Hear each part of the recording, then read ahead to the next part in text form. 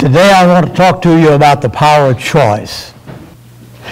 As American people, we like the idea that we have freedom of choice. We can choose all kinds of things. We can choose what profession or work we want to go into. We can choose our governmental officials. We can choose even our own religion or no religion. We can choose to speak out. We have all kinds of choices that are afforded to us, really not by the government, but by God himself. The government is not the originator of the importance of choice. Sometimes choices are good, sometimes they're bad. Sometimes they're easy to make, sometimes they're very difficult to make. The easy ones we like, the difficult ones we don't like. One of the things that we forget about a lot of times is that I'm responsible for the choices that I make. And I am accountable for the choices that I make. And I have to live with the consequences of the choices that I make. Those things I don't like, the choices I enjoy, when they're pleasant and so forth, and when I enjoy the consequences, but sometimes the choices that I make bear some consequences that are very difficult. Sometimes the choices that I make are, the consequences of those things are very detrimental to me. What kind of choices did the people in the Bible make? Well, good ones and bad ones. They made some that really were very, very bad, and they made some that were very, very good. But the important part of the whole thing is that there's a power in choices, and God gives me the right and the obligation and the responsibility of making choices. Adam and Eve made a choice. In some ways, I love that story of Adam and Eve because it's so very, very, it's down to earth. It's what we see all around us. No, wait a minute. Not what we see all around us. It's what I see in myself all the time. I'm doing exactly the same things that Adam and Eve did. I'm making a choice. And sometimes, unfortunately, I don't make the right choices. But this story of Adam and Eve, which is familiar to us so very much, this story of Adam and Eve is the story of every person and the choices that he makes. So let's talk about Adam and Eve for just a moment. What was the temptation in the Garden of Eden? And 99% of people will say, to eat the fruit of the tree. Well, that's not exactly right. Yes, that was the thing that they did, but the temptation was not to eat that fruit. The temptation was something much more important than that. And in the minds of so many people, it's such a trivial thing. Eat that piece of fruit? What's the matter with that? Well, naturally we stop and say to ourselves, what a trivial thing to talk about sin. But you see, that's the way Satan disguises bad choices. He makes us see it as trivial. So what? That's okay. It's not a big deal. But you see, here's what the devil really did, and this is what the temptation really was. The first question was, has God said you could eat of any tree? Yeah, any of them. Well, except that one. Oh. You can't eat that one. No. Do you know why God doesn't want you to eat of that tree? Why? Because he says, you will know something that you don't know now. Oh? You mean God's withholding something from me? Yeah.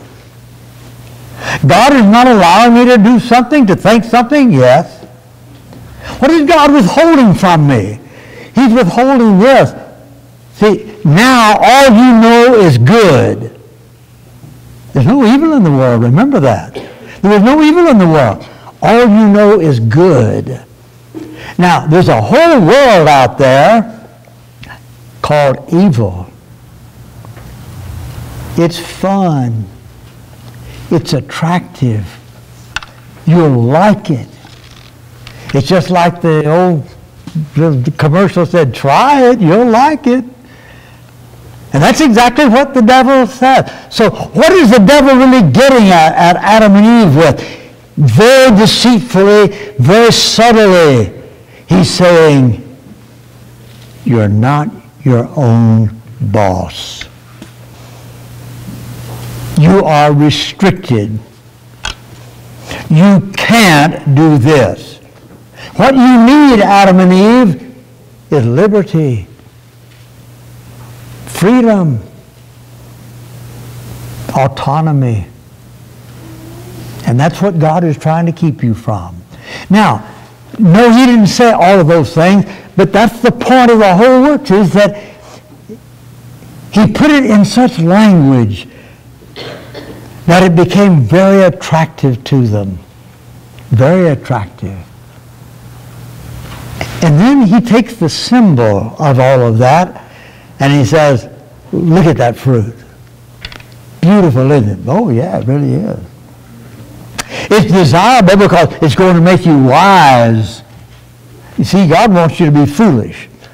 Well, not foolish, but God wants you to be unknowing. Now, if you eat this, you'll be like God. God knows good and evil. You don't know that. You will be like God, knowing good and evil. Oh, that sounds good, doesn't it? And it's desirable to make one wise. Do you see what the devil is doing here?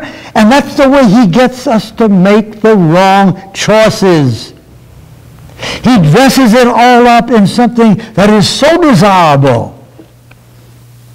He dresses it up to be something that, oh, everybody ought to have this. Everybody ought to do this. Or maybe everybody is doing it except me.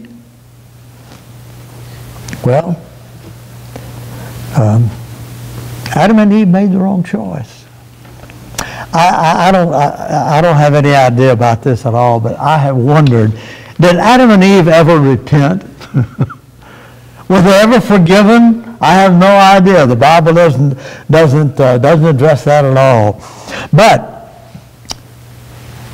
you see, sometimes we base our choices on what we hope will be a good outcome, a desirable outcome. Or let's put it in this way, not an ethically good outcome necessarily, but an outcome that pleases me. An outcome that pleases me.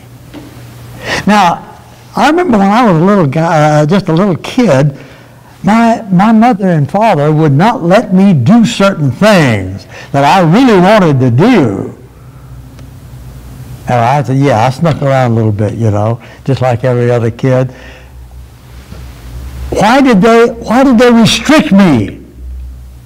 Because they wanted me to grow up to be worth something, because they wanted me to grow up responsibly. And so they did. They restricted me. They said, Jack, you can't do this. Jack, don't do that. Jack, do this. Hey, Mom, I thought I was autonomous. I thought I was my own boss. No, you're not your own boss. You are my child, and I have to discipline you, and I have to raise you in a way that God wants you to be raised. Or people just do all kinds of things to us, just like the devil did with Adam and Eve, do all kinds of things with us. Or they allure us, sometimes by their affection. They allure us sometimes by their gifts. They allure us by their attention. And then the first thing you know, they have us in their clutches. And we begin doing the wrong things. The desire for autonomy. I want to be my own boss. More about that in just a few minutes. Let's look at another guy. There's another fellow by the name of Joseph. And Joseph made some really important choices. Nobody here is just 17 years old, I don't think. But there's some just below that, some just above that, and some of us are way above that. Yeah. Joseph was 17 years old, a teenager. And he was sold as a slave when he was 17. The Bible tells us about his age there. He was sold as a slave by his own brothers. Now, I want you to stop and think, when you were 17 years old and your own brothers had sold you as a slave to foreign people who took you to a foreign country, what would you think about? I would think that my brothers are a bunch of jerks. That's one of my favorite words, as you probably know. I would think they were really bad people. I would think that, yeah, and my mom and dad, why didn't they intervene? Why did they allow this kind of conflict to come in our family? And why didn't God do something for me? After all, He's a God of justice, He's a God of mercy, He's a God of love, He's a God of kindness, and here I am a slave. Well, all kinds of things like that could have gone through the mind of this 17-year-old. And he got on down to Egypt where they carried him, and he was sold to a man by the name of Potiphar. And Potiphar was a soldier. He was a captain of the guard for the king. Now, Joseph could have said, Potiphar, I'm your slave, but if I ever get a chance to escape, I'm going to leave you for sure. No. Joseph made a choice. I don't know what went through his mind, but let's just imagine something for a moment. I'm in a bad situation. I'm in a horrible situation. It seems like everybody's forgotten about me, forsaken me. My family doesn't care for me.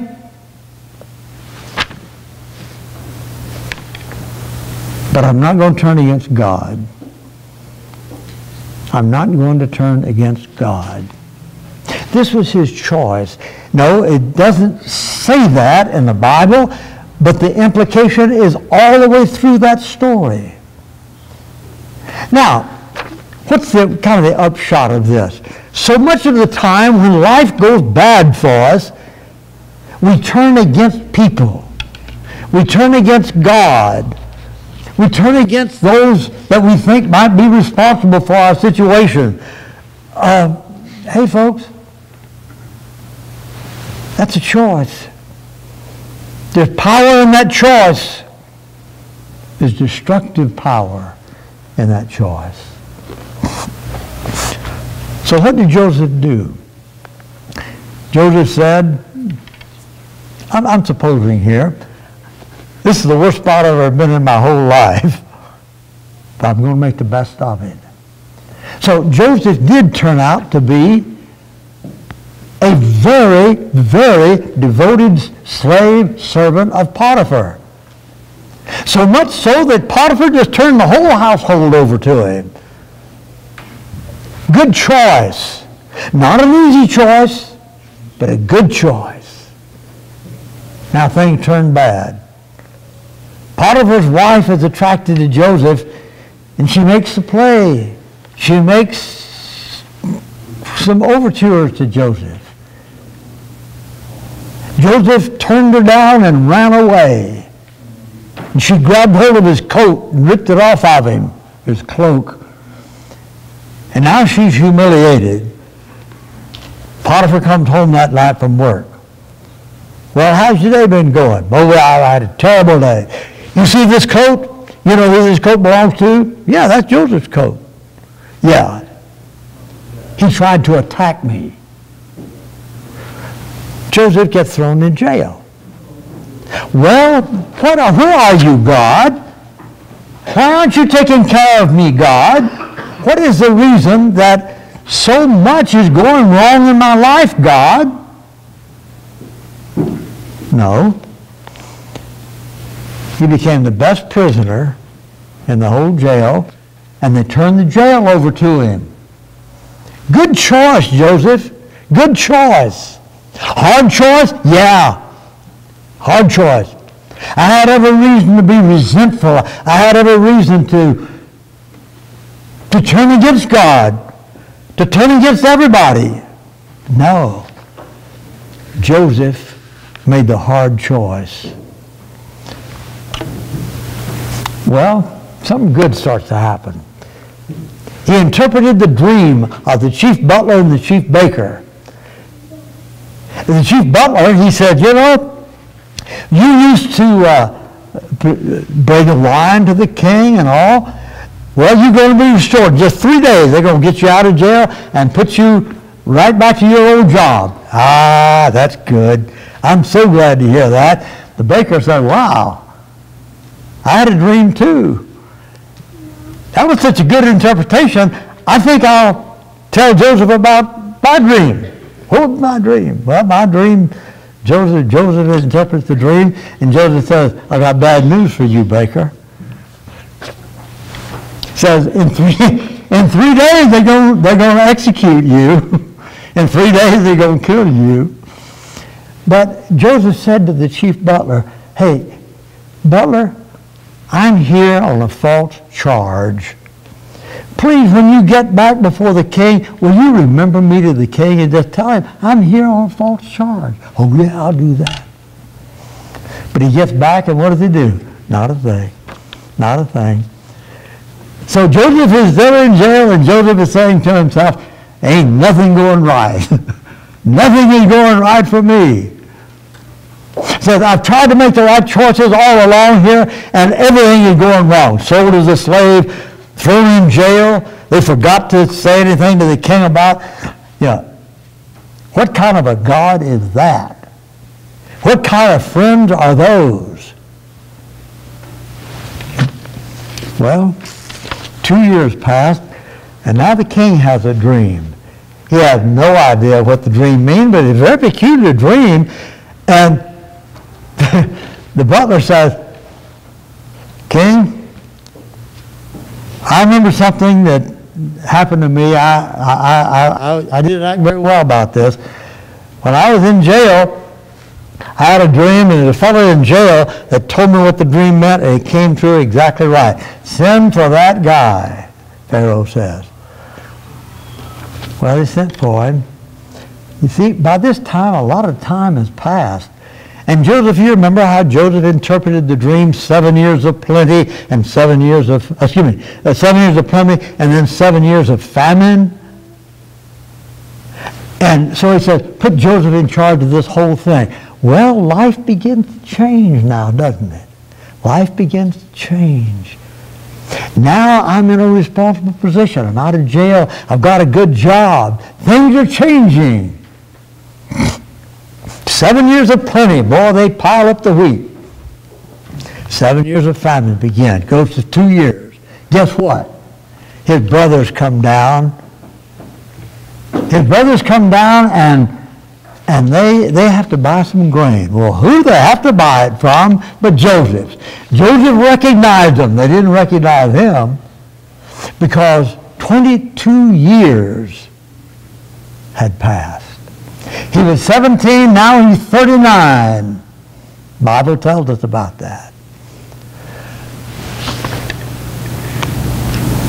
Why didn't Joseph say, King, these are spies, put them in jail? Joseph made a good choice again. His choice was this. Put grain in their bags. Put their money back in their bags too. The guys got home and they opened the bags of grain and lo and behold, there's their money. Well, Joseph had made a good choice. You see, he could have chosen to be against his brothers, have them put in jail, all kinds of things like this, because he was now a man in power. Folks, he made the right choice. emotionally, what was it like? These are the guys who are responsible for all of my suffering from the time I was 17 years old until right now. They are the ones who have been responsible for all of my suffering. I'll show them. No, that wasn't his choice. His choice was, I'll show compassion to them. Well, they came back again, and you know the story of how finally he revealed himself to his brothers. You see, Joseph had some tough choices to make. He made the right choices. Hey, folks, the choices that I have a lot of times are easy to make. There are other choices that are right choices that are very, very difficult to make. Sometimes I respond, I react.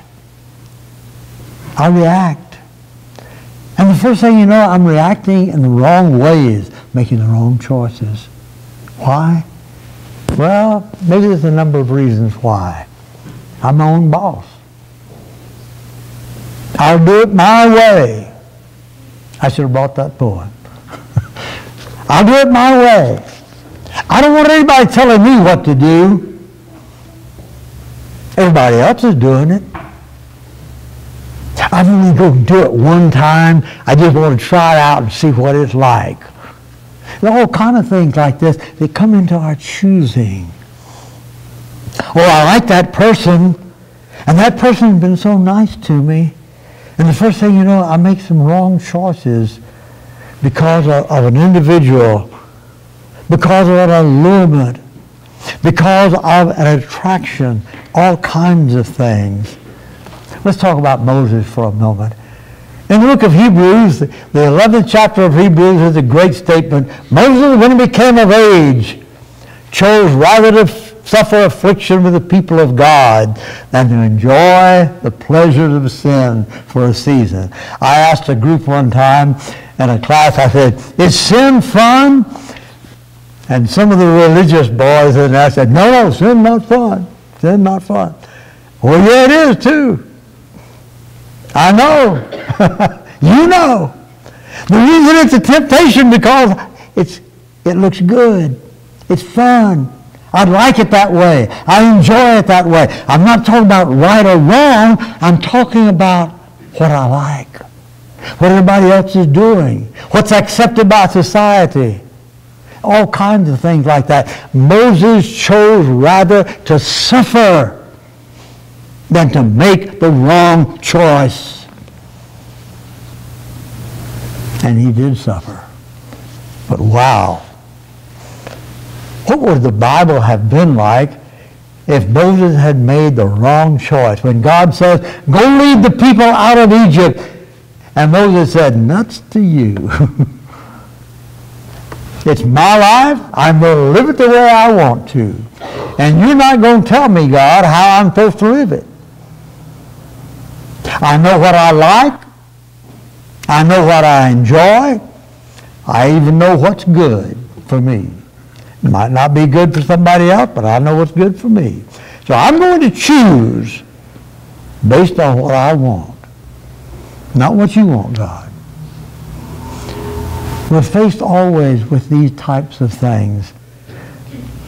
Joshua that we just read about. Joshua came in the place of Moses. When Moses died, Joshua led Israel into the conquest of Canaan.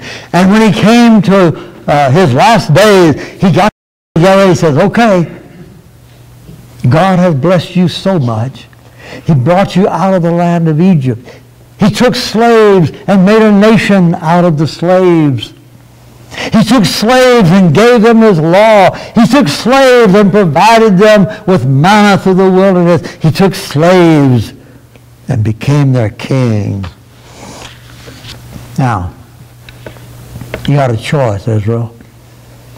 That your forefathers came from Babylon and Chaldea over in that area, and your forefathers worshiped gods over there.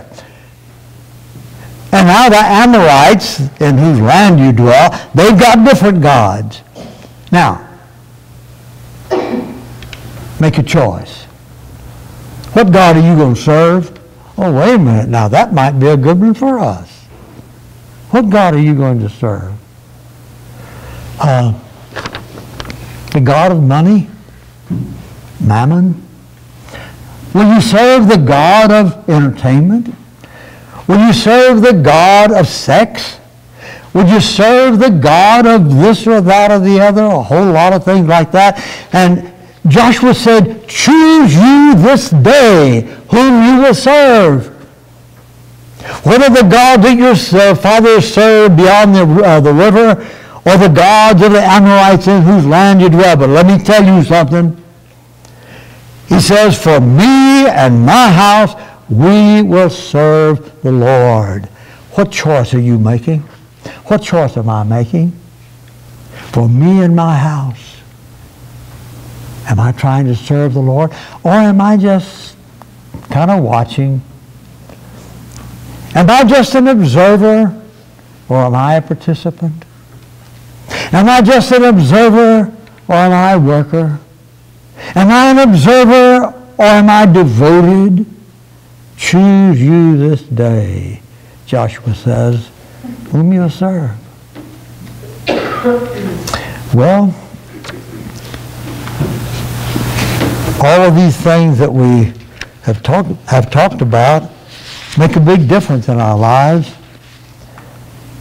What's the foundation on which you make your choices? The foundation on which I make my choices. Let me repeat a few things that I've already said. Everybody's doing it. Get into the 21st century, don't be an old fogey. Well, now they can't say that about many of you, but they sure can say that about me. Don't be an old fogey. Get with the times. Oh, I'm just going to do it one time. I want to see what it's like. A little experimentation here. I will take full responsibility. Nobody else is going to get hurt. Oh, after all, this is between consenting adults. It's my life, and I live it the way I want to. Oh, besides that, you're young only once. You just want to live it up. Sow your wild oats. Everybody got to sow the wild oats. Well, besides, what I want to do is no worse than what you're doing about, and then they got something I'm doing. All of these things are excuses that we offer ourselves and other people about bad choices that we make.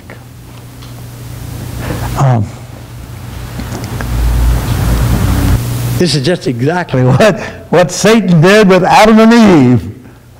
He dressed this thing up in all kinds of great glitter. Not in reference to that piece of fruit that was hanging on the tree, but in reference to your autonomy. I'm my own boss. I don't want anybody telling me what I'm supposed to do. I don't want restraints. I want liberty. I want freedom. So I'll make my own decisions. That's just what Adam and Eve were told. You have restraints? Yeah. Get rid of restraints. You don't want to have restraints on you. Be your own boss, and so forth and so forth. Well,